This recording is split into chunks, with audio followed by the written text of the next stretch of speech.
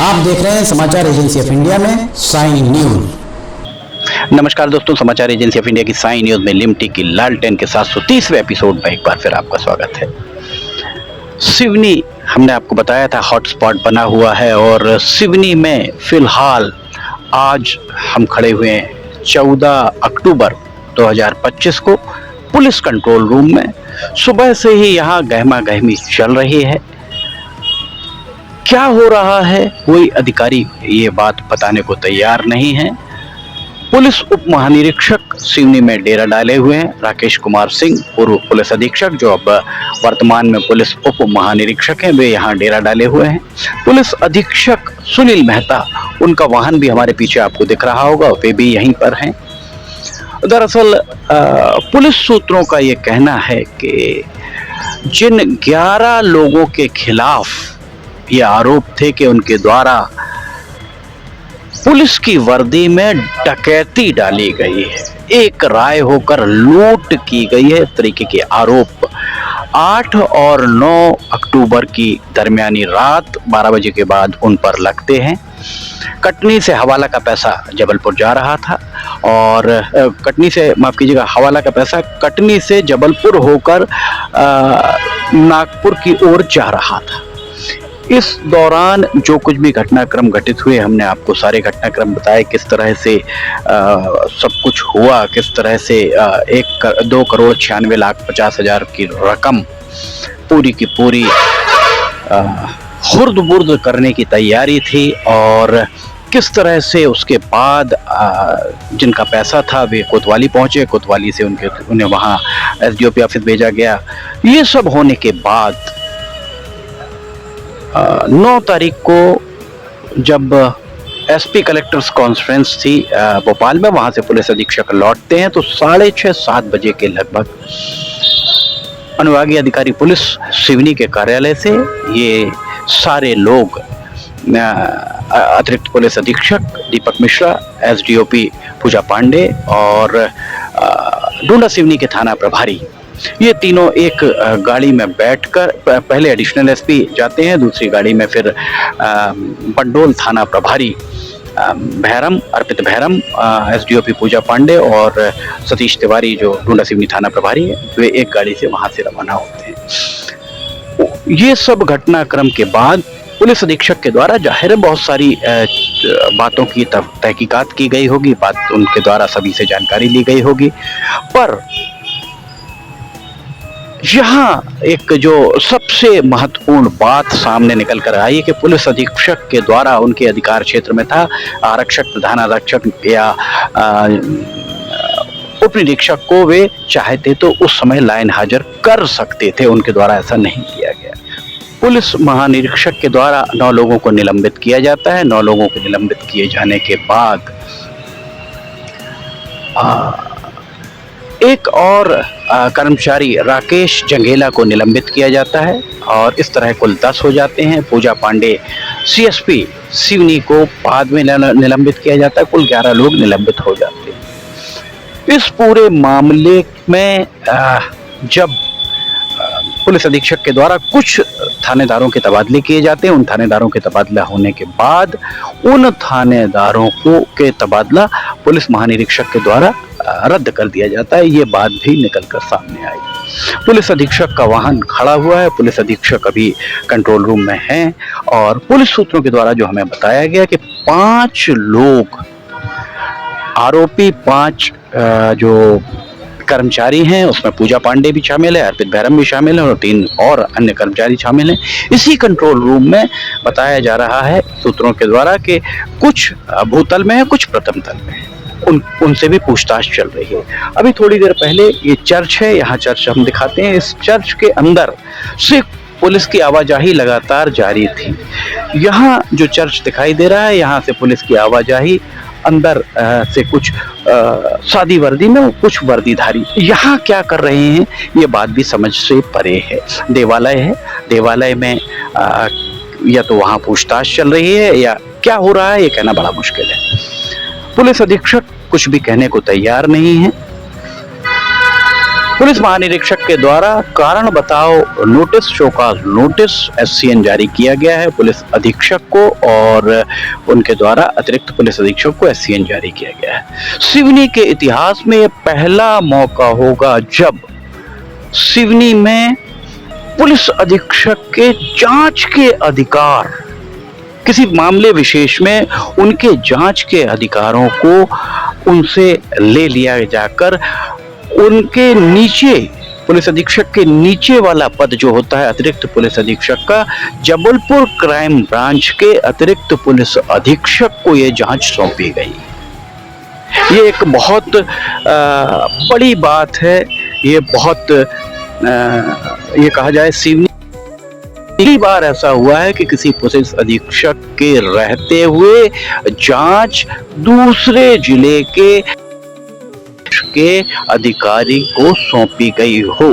Police महानिरीक्षक, हमने आपको एलएमटी के लालटेन के 729 एपिसोड में दिखाया था कि वहां पुलिस महानिरीक्षक के द्वारा कहा गया था कि जो कुछ भी घटनाक्रम हुआ है, जो प्राथमिकी दर्ज की गई है, जो कुछ जांच हुई है, उसमें कहीं ना कहीं कमियां पाई गई हैं, ये उनके द्वारा कहा गया था। और उनके द्वारा अगर ये बात कही गई थी, इसके साथ ही अब 5 लोग अभी यहाँ हैं। इन 5 लोगों को, ये भी हम आपको बता दें, आधिकारिक तौर की पुष्टि किसी के द्वारा नहीं की गई है।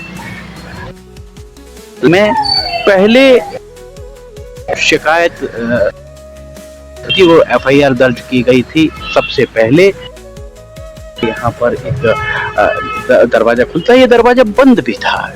और आपको हम बता दें, पीछे जो हमारा चर्च है, चर्च के अंदर आप देख सकते हैं यहाँ पर क्या चल रहा है, ये कहना थोड़ा सा मुश्किल है, क्योंकि वहाँ हमें पता लगता है तो हम निश्चित तौर पर आपको बताएंगे। हम आपको बता रहे थे कि ये पूरा जो भी घटनाक्रम हुआ है, जितनी भी चीजें हुई हैं, उस सब में प्राथमिकी दर्ज की गई थी 3 लोगों के खिलाफ, जिनके पास से पैसा मिला था। और उस सब के बाद जो जानकारी पुष्टि कोई भी पुलिस अधिकारी नहीं कर रहा, पर सूत्रों के हवाले से जो जानकारी मिल रही है उसके हिसाब से लखनवाड़ा थाने में निलंबित 11 अधिकारी कर्मचारी, जिसमें पूजा पांडे, जिसमें अर्पित भैरम थाना प्रभारी पंडोल रहे हैं, वे भी शामिल हैं। उनके खिलाफ प्राथमिकी दर्ज कर ली गई है।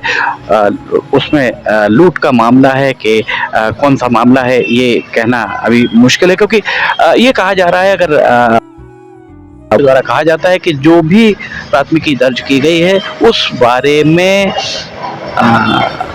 जानकारी देने से वो किया गया है। वैसे हम आपको बता दें, कटनी तक इसकी आंच भी पहुंची है। जो कुछ यहाँ हुआ है उस सब की आंच कटनी तक पहुंची है।